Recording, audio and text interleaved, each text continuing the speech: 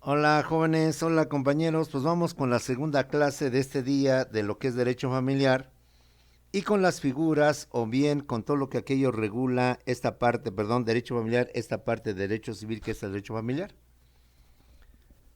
Tema que ya visualizamos en la clase anterior de la tutela, ahora viene la curatela. Ya también más o menos la visualizamos, ya más o menos sabemos qué es la curatela, qué es un curador y qué es un tutor y la diferencia entre curador y tutor. Y que a todo curador debe de corresponder, perdón, a todo tutor debe haber siempre un curador. Así como a todo pupilo debe de haber un tutor, de igual manera a todo tutor debe de haber siempre un curador. No está por demás que se cuide, que se vigile los intereses del pupilo, no siendo suficiente la del tutor, sino previniendo cualquier anomalía, cualquier acto individuo del tutor. Después todos somos humanos, podemos ser atraídos por varias cosas. Entonces mejor también tenemos ahí a un curador. Un tema también importante, pero que nuestro Código del Estado de México lo regula muy escuetamente, muy lacónicamente, muy brevemente, es la mayoría de edad. Y por último, el famoso patrimonio familiar, que inclusive, compañeros, no solamente está regulado por el Código Civil, sino la propia Constitución lo consagra como una garantía social, más que como una garantía individual, como una garantía social. ¿Por qué como garantía social? Porque recordemos que con motivo de la Constitución la Revolución Mexicana y la Constitución de 1917, de forma paralela a las garantías individuales que ya desde la primera Constitución, la de 1824, ya estaban establecidas, consagradas y consolidadas en la del 57, en la última y actual, que es la del 17, se establecen de forma paralela las garantías sociales. Sale, jóvenes, 15 segundos para que me digas cuáles son las garantías sociales, cuáles artículos de la Constitución están las garantías sociales. Y de acuerdo a lo que estamos viendo, patrimonio familiar, ¿cuáles de estas garantías sociales te imaginas que regula constitucionalmente al patrimonio familiar? 15 segundos.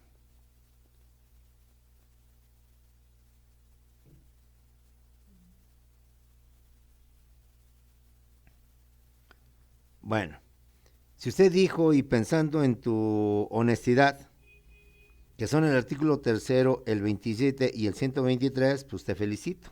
Exactamente, esas son las garantías, garantías sociales, perdón, como la principal o mayor aportación que hizo esta última constitución a nuestro régimen jurídico, a nuestro régimen constitucional. Por razones obvias, el artículo tercero habla de educación, el artículo 27 de la propiedad y el artículo 123 de las relaciones obrero-patronales. En consecuencia y por lógica, si hablamos del patrimonio familiar, ¿cuál de estos tres artículos consideras que es el que regula, el que reglamenta o que al menos el que menciona al patrimonio familiar? Por razones obvias no puede ser la educación, porque el patrimonio familiar habla de patrimonio, habla de bienes, habla de objetos, habla de cosas, y tú y yo en este tema cuando vimos derechos reales y patrimonio y bienes, hablamos de lo que es el patrimonio, conjunto de derechos y obligaciones, conjunto de bienes y derechos, así como deudas y obligaciones cuantificables en dinero, y que por tanto el artículo 123 no puede ser, porque el artículo 123 te habla de las prestaciones, derechos y obligaciones del patrón y del trabajador. Por lógica, entonces, el patrimonio familiar está regulado por el artículo 27 constitucional, que reglamenta la propiedad, al decir que los bienes y las aguas que se encuentran en nuestro territorio, mejor dicho, la tierra y las aguas que se encuentran en nuestro territorio, pertenecen a la nación, pertenecen por tanto al pueblo, quien tiene en todo tiempo el derecho de establecer las disposiciones que regulan justamente lo que viene siendo la tenencia de la tierra. Ahí, jóvenes, si usted contestó todo tal como te dice, bueno, como es la situación, pues te felicito, sigue estudiando, sigue adelante. Si de repente ya se te olvidó qué son las entidades sociales, no te recuerdas cuáles son y qué es el artículo tercero, 27, 123, Pues una vez más, el exhorto, la invitación, es más, yo te diría la súplica para que nos pongamos a estudiar y cuando salgamos tengamos ya ese bagaje jurídico, al menos en teoría, y sepamos qué significa cada uno de estos conceptos. Y dicho lo anterior, pasemos a ver lo que es la curatela. ¿Qué es la curatela? La curatela es la figura jurídica que va a la par de la tutela, ya lo hemos dicho. Junto a la tutela va la curatela, junto al pupilo va el tutor y junto al tutor va el curador. La curatela es una figura jurídica a virtud de la cual una persona llamada curador se encarga principalmente de vigilar, de supervisar el buen desempeño, la buena función del tutor. Y no solamente se encarga de supervisar y vigilar el buen desempeño del tutor, sino incluso de denunciar cualquier anomalía, cualquier situación anómala que detecte en las funciones del tutor y que por tanto puedan afectar los derechos del pupilo. El curador velará por los intereses del pupilo.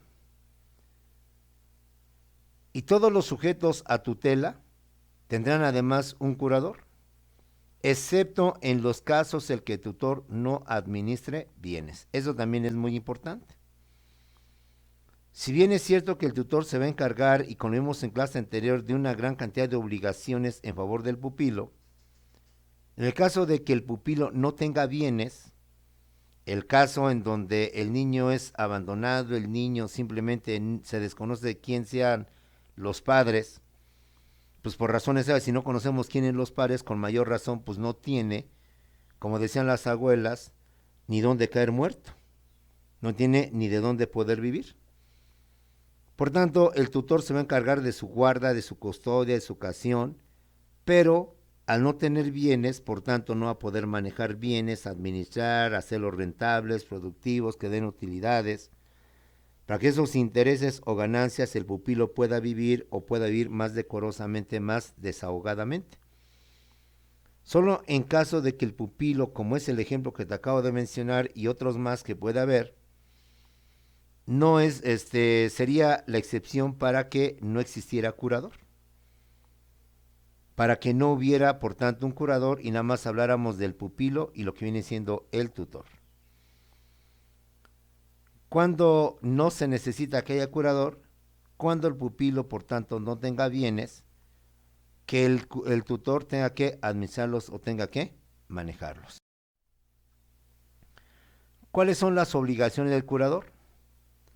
Las obligaciones del curador es defender los derechos del incapacitado en juicio, cuando estén en oposición con los del tutor. Recuerda que esta obligación de defender los intereses del incapacitado le corresponde al tutor. Pero como el curador es el que vigila el desempeño del tutor, pues el que el curador, según su criterio, en un juicio no esté el tutor defendiendo debidamente o correctamente los intereses del pupilo. Y según su criterio o sus conocimientos, de dejarlo de esta manera, puede ser que entonces el pupilo pierda el patrimonio o pierda muchas cosas por el mal juicio o por la mala aplicación o la mala defensa, mejor dicho, del tutor. En ese caso, el curador también se puede convertir en un defensor de los derechos del incapacitado en dicho juicio. Y será, por tanto, opositor al tutor justamente cuando estén en oposición con los intereses o el medio de defensa que lleve a cabo el tutor. Así de que eso también es muy importante.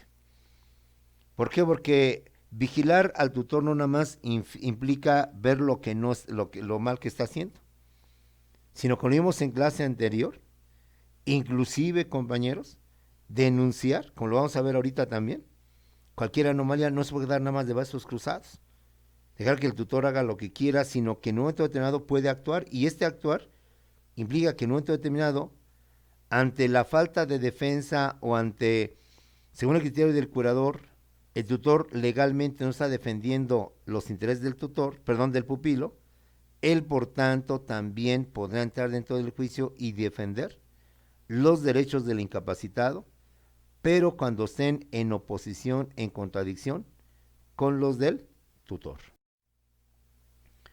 Otra obligación del tutor es justamente vigilar el desempeño del tutor. Pero no solamente vigilar, supervisar el desempeño del tutor, que esté haciendo bien las cosas, que esté rindiendo bien las cuentas, que esté administrando bien los bienes, que esté dando bien alimentos y demás obligaciones al pupilo, sino que tiene que informar sobre las anomalías o los malos manejos al juez. Hacer del conocimiento del juez lo que él considera como una anomalía o un mal manejo que está llevando a cabo el tutor y que por tanto considere que van a ser perjudiciales al incapacitado y que por tanto considere que de seguir bajo esa línea van a perjudicar los intereses van a perjudicar los intereses del pupilo o del incapacitado y por tanto le informa al juez para que el juez a su vez ordene, primero mande llamar al tutor, dé un informe de lo que está haciendo y sobre su criterio del juez y conocimiento del juez pueda dictar medidas precautorias de prohibición, de limitación al acto que quiere consumar o quiere llevar a cabo el tutor, porque para criterio del juez él también considera que hay un riesgo, un peligro de los intereses que tiene lo que viene siendo el incapacitado. Otra obligación del curador es solicitar al juez el nombramiento de tutor, cuando no lo hubiere o faltare. Recordemos que a lo mejor puede ser que el tutor por X razón renuncia o tal vez no avisa y deja simplemente al pupilo abandonado. Entonces es obligación del del curador, decirle al juez que nombre a la verdad posible o inmediatamente a un tutor, dado que éste no existe o bien este tutor no se encuentra o ha faltado a sus principales obligaciones. El curador, por tanto, debe de vigilar también este detalle, que si el curador debe fijar este detalle, que ante la falta del tutor, inmediatamente pedirle al juez a la brevedad la designación del tutor respectivo. Vamos a ver las normas que regulan al curador, las disposiciones legales que regulan, que norman lo que viene siendo la función del curador. El curador será responsable de los daños y perjuicios al incapacitado por su incumplimiento. Si por desgracia el curador, en lugar de denunciar los riesgos que está llevando a cabo el tutor, las anomalías que está cometiendo, es obvio que esta conducta indebida del tutor, no denunciada por el curador, va a traerle perjuicios al pupilo. En consecuencia, el curador será responsable de los daños y perjuicios al incapacitado por su incumplimiento, por no cumplir debidamente lo que son sus atribuciones o sus obligaciones. Otro aspecto importante del curador es que el curador podrá solicitar sea relevado. Sus razones, motivos personales podrá tener, por lo cual le sea imposible continuar con esa función de curador. Continuar con esa función de vigilante, permíteme la expresión, de policía del tutor. Entonces, él podrá solicitar en cualquier momento sea relevado, justificando, dando los motivos por los cuales ya no puede cumplir esa función, pero aquí lo importante es que lo solicite, que lo pida y no nada más haga un acto en donde me desaparezco, ya no voy, ya no actúo y el juez se dé cuenta de las cosas o le informe de las cosas, pero ya cuando el daño o el perjuicio está dado a lo que viene siendo el incapacitado. De igual manera, el curador, compañeros, al igual que el tutor, podrá percibir la remuneración, el pago, el sueldo, el salario o los honorarios que determine el juez, siempre y cuando, aquí, ojo, mucho ojo, el curador acredite que con motivo de su trabajo, con motivo de su función, ha realizado ciertos gastos en dicho desempeño.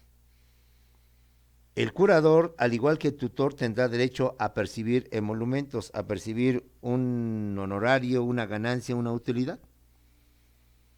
Pero aquí la ley lo condiciona siempre y cuando y con motivo de sus funciones de curador, sus obligaciones de curador, haya tenido que realizar ciertos gastos, ciertos pagos, para que en consecuencia puedan ser retribuidos, le puedan ser reintegrados, y de esa manera el curador, pueda seguir adelante con sus funciones y sus atribuciones.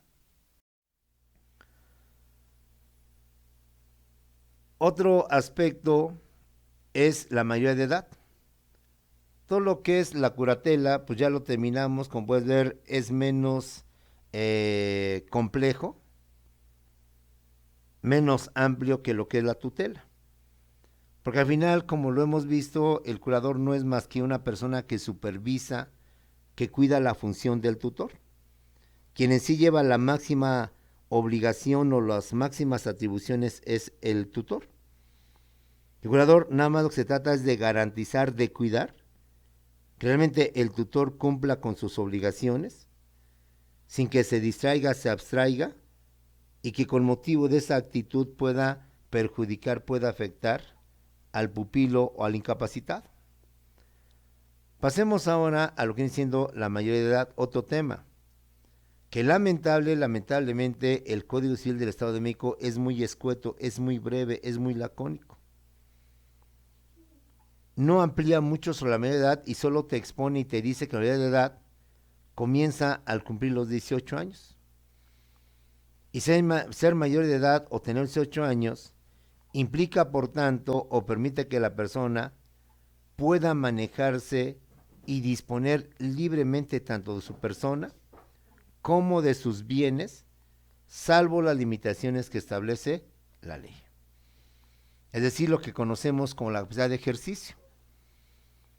Una persona siendo mayor de edad tiene capacidad de ejercicio y tiene la capacidad para poder disponer libremente de su persona, y no solo su persona, sino también de sus propios bienes, con las limitantes que al efecto y según los casos establece la propia ley. Como puedes ver, en cuanto a la mayoría de edad, el Código Civil del Estado de México no amplía mucho, de hecho tiene muchos artículos derogados. De una forma muy escueta, muy sencilla, es lo más importante que te habla de la mayoría de edad en cuanto al Estado de México. Ya si usted maneja otros códigos del Estado de México, de la Ciudad de México, de Querétaro, de Guanajuato, de Morelos, que son los estados más próximos al Estado de México, pues entonces habría que ajustarnos y ver si esos códigos, al igual que el Estado de México, limitan o son muy escuetos en la patria potestad.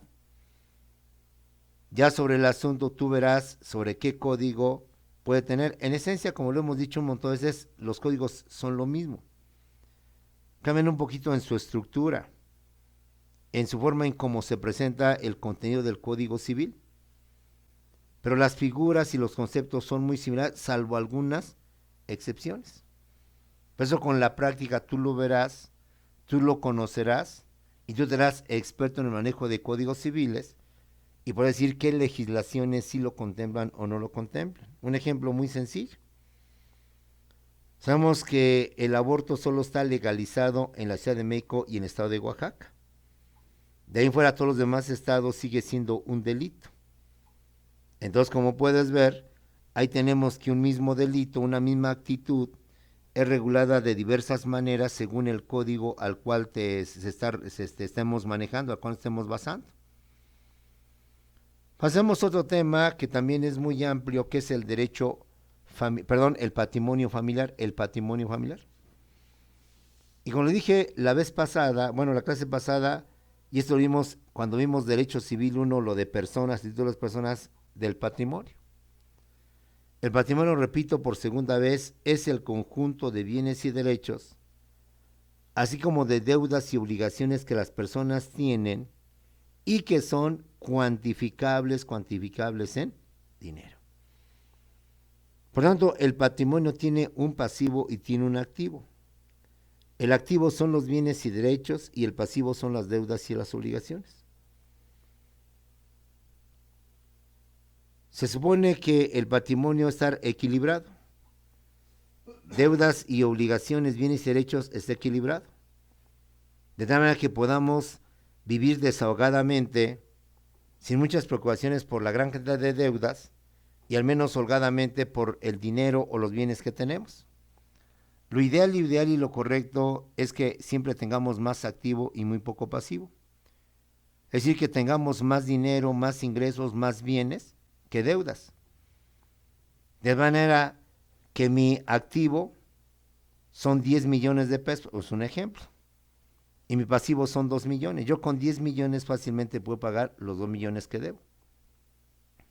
Lo que no es correcto o lo que no se debe permitir es que mi pasivo sea superior a mi activo. De tal suerte que tengo de deudas y obligaciones 10 millones y de activo, de dinero, de bienes, nada más tengo 2. Con 2 millones, salvo un milagro, yo podría pagar mi deuda de 10 millones, mis obligaciones de 10 millones. De esta manera, el patrimonio familiar, fíjate bien, es una garantía constitucional, es una garantía social, porque el artículo 27 constitucional, como lo vimos en la clase anterior, lo consagra, lo establece justamente en el artículo 27 constitucional. Independiente de que el patrimonio familiar es un derecho civil, es un derecho o beneficio propio de las personas civiles o personas de derecho privado, la Constitución lo consagra como una garantía constitucional y como una garantía social, al estar contenido su reglamentación del artículo 27 constitucional, que es la garantía social de propiedad. ¿Cuáles son los bienes del patrimonio familiar? De acuerdo al Código Civil, los bienes del patrimonio familiar son la casa habitación. ¿Qué es lo que integra el patrimonio familiar? Y la ley nada más habla de la casa habitación. Eso es el patrimonio familiar. Y lo complementa. En algunos casos también el patrimonio familiar es una parcela cultivable. De esa manera, el Código Civil entiende por patrimonio familiar la casa habitación y la parcela cultivable que en un determinado pueden tener las personas, pueden tener las familias, justamente para su subsistencia, para poder satisfacer sus necesidades. Vamos a hablar de las características de lo que viene siendo, compañeros, el patrimonio familiar. Por principio, el patrimonio familiar, su régimen jurídico, nos dice que los bienes afectos a la familia son inalienables, son exclusivos de la familia, son intransferibles. Como es un patrimonio que pertenece a los padres, a los hijos, no son objeto de transferencia, de acto o de transmisión de dominio, son inalienables. Además, los bienes que integran el patrimonio familiar, que son la casa habitación y la finca cultivable, no estarán sujetos a ningún gravamen, a ningún impuesto, a ninguna carga fiscal. Esto, verlo tomando en cuenta, es muy importante porque el patrimonio familiar está exento de todo gravamen, de todo impuesto, y además no puede ser transferible y es exclusivo de lo que viene siendo la familia. ¿Cuáles son los derechos del patrimonio familiar? ¿O qué es lo que implica el patrimonio familiar? ¿O qué trae consigo el patrimonio familiar a los titulares, a los beneficiados o beneficiarios del patrimonio familiar? Primeramente, un derecho que trae a los titulares del patrimonio familiar es el derecho de poder habitar, de poder encontrarse, de poder hacer como su domicilio, como el lugar donde hacen su hacer, su quehacer propio, el habitar la casa, habitación. Ese es un derecho que tienen las personas titulares del patrimonio familiar. Otro derecho es aprovechar los frutos de la parcela. Hablamos de parcela cultivable, no de parcela o de llano, o de campo, o de patio trasero que tenga la casa. Sino que patrimonio familiar, como lo vimos al principio, también implica una finca cultivable. Por tanto, si tenemos una finca cultivable, es obvio que los titulares de este de este patrimonio familiar también tienen el derecho de aprovechar los frutos de la parcela que se ha cultivado. ¿Quiénes son las personas que tienen derecho al patrimonio familiar? Es decir, ¿quiénes son los beneficiarios? ¿Quiénes en un momento son los beneficiarios del patrimonio familiar? Las personas que tienen derecho de habitar la casa y de aprovechar los frutos de la parcela son, en primera instancia, el cónyuge, el esposo o la esposa de la que constituyó o creó lo que es el patrimonio familiar. Siendo familia, o hablando de patrimonio familiar, es que habla de un matrimonio, habla de una familia. Siendo por tanto familia, habla de esposos y habla de hijos. Entonces las primeras personas beneficiarias para usar, para gozar, para disponer del patrimonio familiar es justamente el cónyuge, el esposo o la esposa según el caso, de aquel cónyuge que constituyó, que creó el patrimonio familiar. Pero no son los únicos beneficiarios del patrimonio familiar. También son beneficiarios del patrimonio familiar las personas a quienes tiene obligación de dar alimentos, es decir, los deudores alimentarios. También tienen derecho a disponer, a disfrutar del patrimonio familiar de la casa habitación y de la finca las personas a quienes tiene obligación de dar alimentos, es decir, a los famosos deudores alimentarios, que ya visualizamos este concepto y estos aspectos en lo que viene siendo de los alimentos, que fue de los primeros temas que constituyen lo que va a ser tu cuarto y último examen departamental. ¿Quiénes más? Los miembros o integrantes de la familia a favor de quien se constituye el patrimonio familiar. Si hablamos de patrimonio familiar, implica por tanto una familia. Una familia está integrada por tanto por varios miembros. Y si hablamos de parentesco, pues olvídate cuántas personas integran por tanto una familia en base a los 3 parentescos que usted y yo ya conocemos. Entonces todos los miembros de la familia a favor de que se constituya el patrimonio familiar son las personas que por tanto podrán disponer de esa casa habitación y de esa finca cultivable. Ahora, ¿cómo se constituye el patrimonio familiar? Si el patrimonio familiar no nada más es un vocablo, un concepto que se maneja así, sino que para que sea inalienable y para que además, compañeros, no sea objeto de ningún gravamen, como lo vimos al principio, se requiere constituir la figura del patrimonio familiar. La cuestión del patrimonio familiar no transmite la propiedad de los bienes a los miembros de la familia beneficiaria, sino solo les transmite el derecho a disfrutar de esos bienes. El hecho de que uno de los cónyuges haya constituido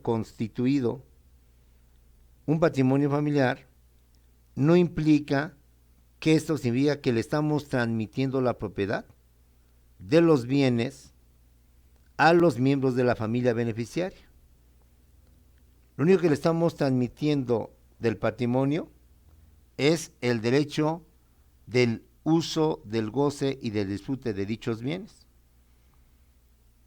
Ya sobre el uso, goce y disfrute de los bienes también es un tema que pertenece a la propiedad, al tema de derecho patrimonial o de derechos reales que vimos en el ciclo anterior. Que no viene al caso redundar o ampliar, porque se supone que usted ya los tiene bien cimentados sobre lo que es el uso, el disfrute, el usufructo y la habitación de los bienes. Otro aspecto muy importante es que cada familia solo puede tener un patrimonio familiar. Cada familia tiene derecho a tener un solo patrimonio familiar y no tener varios patrimonios familiares. Podrá tener varias propiedades, varias casas, varias fincas, varios terrenos. Pero entre esas fincas tendrá que establecer una que se va a constituir como el patrimonio familiar, que al constituirse legalmente como patrimonio familiar, ya lo dijimos, va a ser inalienable y además de inalienable, no va a ser objeto de ningún impuesto o de ninguna carga. Es otras propiedades que no forman parte del patrimonio familiar, que no constituyen el patrimonio familiar, por tanto, puede ser objeto de cualquier tipo de operación, de cualquier tipo de gravamen, de cualquier tipo de impuesto. Entonces, visualiza ese aspecto de propiedades y de patrimonio familiar. ¿Cuáles son los requisitos para poder constituir un patrimonio familiar? Reitero, patrimonio familiar no nada más es porque yo lo digo, porque lo dice así la familia. Tenemos que hacer todo un trámite, una serie de trámites de pasos para que dentro de esas casas, habitación que tiene la persona, dentro de esos 5 o 10 fincas, terrenos que tiene la persona, se pueda determinar cuál de ellos se va a constituir como patrimonio familiar, como una garantía para que las personas beneficiarias del patrimonio familiar puedan tener al menos el medio o la base para poder vivir holgadamente, tranquilamente, y por tanto garantizar de alguna manera su bienestar social. Para poder constituir un patrimonio familiar se tienen que satisfacer los siguientes requisitos. 1. Manifestar por escrito o en documento físico o electrónico ante el juez de la ubicación del inmueble, precisamente ese deseo de convertir dicho inmueble o dicha propiedad en patrimonio familiar. Siendo importante apreciar sus características. Es un bien rústico, es un bien que se encuentra en la ciudad, tiene tanto de superficie, tantos metros cuadrados, colinda al norte, al sur, al este, al oeste, tiene tantos metros cuadrados de construcción. Dicha construcción consta de una recámara, de un patio, 3 recámaras, un cuarto de servicio, escaleras, tiene un traspatio, tiene inclusive, dependiendo obviamente, una alberca, en fin. Para poder construir dentro de mis muchos bienes, o dentro de las muchos bienes, propiedades que tiene una persona, habrá que escoger alguno de ellos para constituirlo, para establecerlo como un patrimonio familiar. Para tal efecto, el primer paso, el primer requisito es presentar ante el juez del domicilio donde se encuentra el inmueble al cual yo quiero declarar como patrimonio familiar una solicitud, manifestando a través de un documento físico o un documento electrónico mi deseo de convertir esa propiedad en el patrimonio familiar de las personas que dependen de uno, de las personas que se encuentran sujetos a uno. Como segundo requisito, y por razones obvias, acreditar la existencia de la familia, a cuyo favor se va a constituir el patrimonio. Para esta manera garantizarles un bienestar teniendo una casa segura y teniendo una finca cultivable que les permita, por tanto, sobrevivir. Hecha la solicitud de manera física o de manera virtual o manera digital, como le quieras manejar, la persona que quiere constituir parte de sus propiedades en patrimonio familiar debe de acreditar la existencia de la familia a cuyo favor se va a constituir el patrimonio. Y por razones obvias, pues entendemos que estas constancias son el acta de matrimonio, el acta de nacimiento de los niños, de los hijos donde se acredita quiénes son los padres, etcétera, etcétera.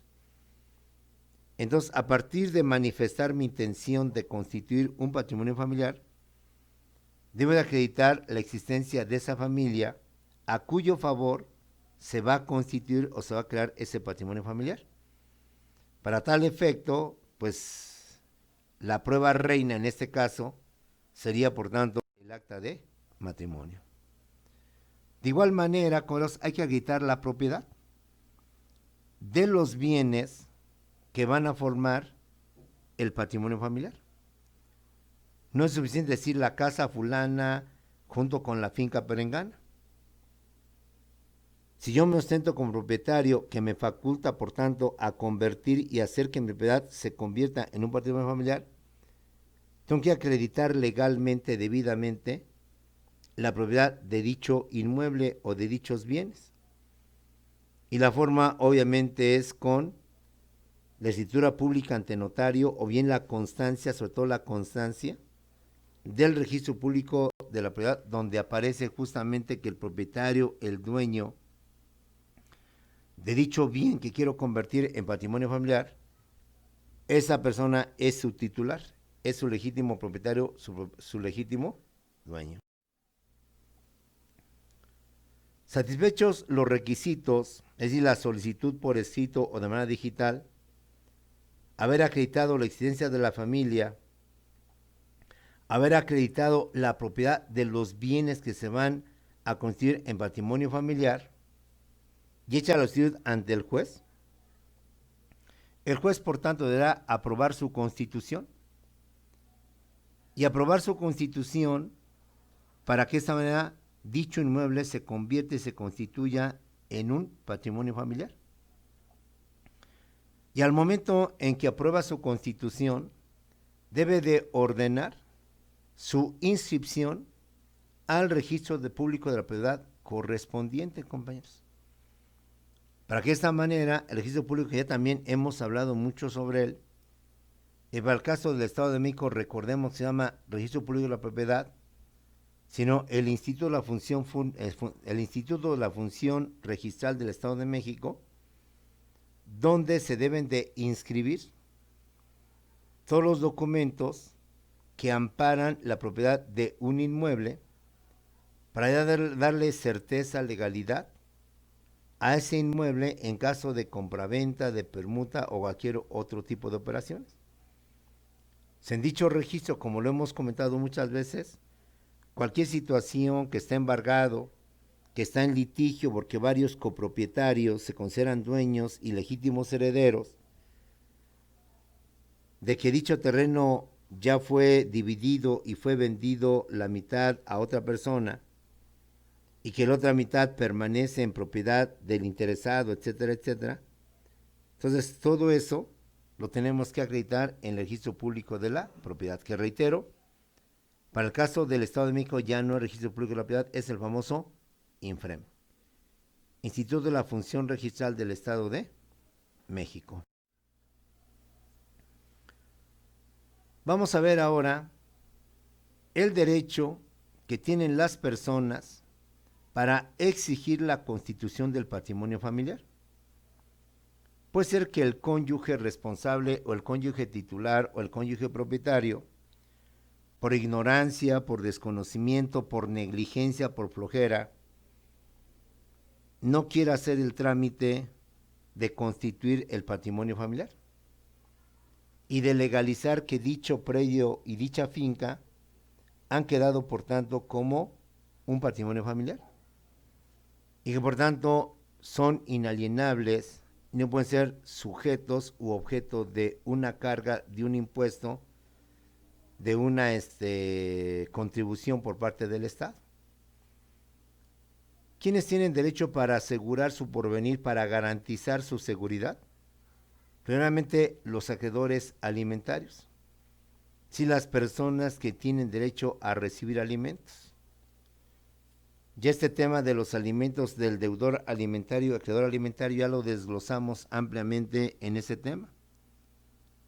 Aquí basta y sobra y decir de quienes tienen derecho a exigir, a pedir y, si me permites, a reclamar que se constituyan dichos bienes en patrimonio familiar, son justamente los acreedores alimentarios, quienes tienen el derecho por sí mismos o a través de sus representantes a exigir ante juez o judicialmente la constitución patrimonial, ¿Cuándo lo pueden hacer? Cuando estos deudores alimentarios detecten o se den cuenta que hay un peligro, hay un riesgo de que el deudor alimentario pueda perder dichos bienes o que de plano, por alguna conducta indebida, algún vicio, los está dilapidando. Y al estarlos perdiendo por concepto de apuestas, por concepto de a cambio de drogas o de cosas, yo estoy dando los bienes y la familia se empieza a visualizar como desamparada, que al rato no va a tener ni dónde vivir ni dónde dormir, y antes de que esto siga avanzando, como deudores alimentarios, tienen el derecho de exigir directamente o por sus representantes la constitución del patrimonio familiar ante el riesgo de que el titular, podríamos decir que el papá o el abuelo, dado sus problemas, sus vicios o sus defectos, y con motivo de estas actitudes pongan en riesgo o deterioren o dilapiden lo que viene siendo el famoso futuro patrimonio familiar. Vamos a ver ahora la extinción del patrimonio familiar, compañeros. En cuanto a lo que vienen siendo sus causas, una primer causa por la cual se extingue el patrimonio familiar es cuando cesa el derecho de percibir alimentos. Y como lo vimos en clase anterior, es porque ya son adultos mayores, porque ya se casaron, viven en concubinato, ya tienen su propia familia. Entonces, en este caso, cuando cesa el derecho de percibir alimentos para todos los beneficiarios, de forma automática o de forma lógica, pues también cesa, o se extingue, mejor dicho, no cesa, se extingue el patrimonio familiar. Si se hizo justamente para garantizar o asegurar el bienestar de los menores, el bienestar de los hijos, y esos hijos ya son adultos mayores, ya que crearon su propia familia, pues entonces se extingue lo que viene siendo el patrimonio familiar. Primera causa. Segunda causa, cuando sin causa justificada, la familia beneficiaria del patrimonio familiar deja de habitar la casa por un año o de cultivar por su cuenta por 2 años consecutivos la parcela. Es decir, cuando deja en abandono la casa habitación por un año, o bien deja de cultivar la finca por más de 2 años. Esto da a entender que la familia no necesita para subsistir, para vivir, para mantener una vida digna, ni esa casa habitación, ni esa parcela. Tan es así que la tiene completamente abandonada, tan es así que no la cultiva, que no la cosecha, que se ha convertido en un lote baldío, en un lote llano, de tierra nada más, y que ante esta evidencia o hasta esta comprobación, pues de plano se extingue, se termina lo que viene siendo el famoso patrimonio familiar. De igual manera se extingue el patrimonio familiar cuando se demuestre que no hay necesidad de él, o bien se demuestre que hay notoria utilidad para la familia. Cuando se demuestre que no hay necesidad, ni tampoco hay utilidad para la familia. Si la familia no necesita de este patrimonio familiar, tiene ya recursos propios, tiene medios propios para poder subsistir. En consecuencia, no hay razón más de que esto se mantenga o se tenga el famoso patrimonio familiar. De igual manera, cuando se decrete la expropiación de los bienes, esa figura de la expropiación junto con la confiscación, junto con la extinción de dominio y otras figuras jurídicas, hacen que en un momento determinado se pierda la propiedad. Pues es que la casa habitación o la parcela cultivable que se constituyó como patrimonio familiar por razones de utilidad pública, el gobierno decide expropiar para que ahí donde está esa casa habitación, ese patrimonio familiar o esa finca, se construya una carretera, una escuela, un mercado, un deportivo, una biblioteca, un hospital, que sería de utilidad pública para toda la población. En estos casos, si llegara a dar la situación de que se expropia la propiedad por causa de utilidad pública para beneficio de la población, entonces, misma situación, para que se extinga o se termine lo que viene siendo el patrimonio familiar. Otra más, cuando lo decidan los interesados. Si los interesados o beneficiarios y el cónyuge o el padre que constituyó el patrimonio familiar determinan pues, que ya todos son adultos, todos tienen ya sus propios bienes, ya todos tienen sus medios de existencia, sobrevivencia, entonces convienen, acuerdan, deciden en su mayoría dar por terminado, dar por extinguido lo que viene siendo el patrimonio familiar. Una de las causas más. Sobre la indemnización, sobre la expropiación de utilidad pública del patrimonio familiar, no se te olvide, y lo vimos también en clase anterior, procede una indemnización. Si procede un pago por expropiar el patrimonio familiar para que la persona no quede desamparada. También procede una indemnización en caso de que el patrimonio familiar sea objeto de algún siniestro, de algún accidente y se destruya completamente el patrimonio. Cuando estos dos casos se presentan, entonces hay reglas que regulan esta situación.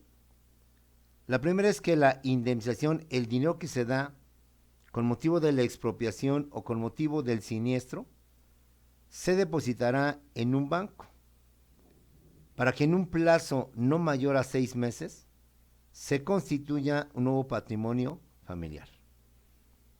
Te expropié tu terreno, te expropié tu casa, mismos que tenían la condición de ser patrimonio familiar. Pero como es un caso de utilidad pública, yo gobierno estoy obligado a indemnizarte, a pagarte pues lo que eso valía para que tú puedas pues volver a formar tu patrimonio familiar. Cuando esto sucede, se deposita en el banco el monto de la indemnización para que en un plazo no mayor a 6 meses se constituya con ese dinero depositado como indemnización un nuevo patrimonio familiar y por tanto la familia no quede desamparada, no quede por tanto sin alguna protección, alguna forma de sobrevivir. Pero aquí viene otra regla.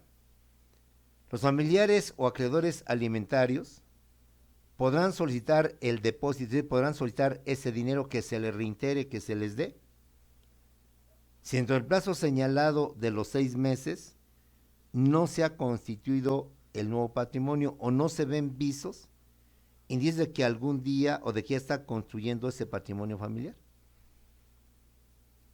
Ante la falta de interés o lo que usted quiera de que no se ha aprovechado ese dinero para construir un nuevo patrimonio y para no perder ese dinero, entonces los familiares o acreedores alimentarios podrán solicitar que dicho depósito se les dé, se les proporcione, compañeros, obviamente para su beneficio.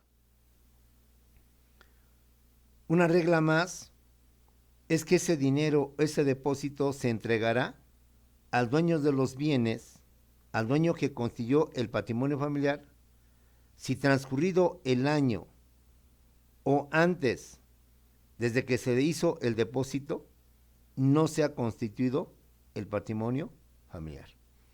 Es decir, el titular del patrimonio familiar, el padre, el abuelo, que lo constituyó y que después se lo expropiaron y dieron una indemnización, y que por razones X con ese dinero no se ha utilizado para poder constituir un nuevo patrimonio familiar, y si ha transcurrido un año o menos de ese año, y ningún familiar o ningún deudor alimentario ha exigido que le den ese dinero, entonces el dueño de los bienes podrá solicitar de ese depósito, de ese dinero, porque no se ha constituido justamente el patrimonio familiar. Vamos, por tanto, a terminar por lo que viene siendo los efectos de la extinción del patrimonio. Lo anterior fueron las causas. Ahora vamos a ver cuáles son los efectos, las consecuencias por la extinción del patrimonio.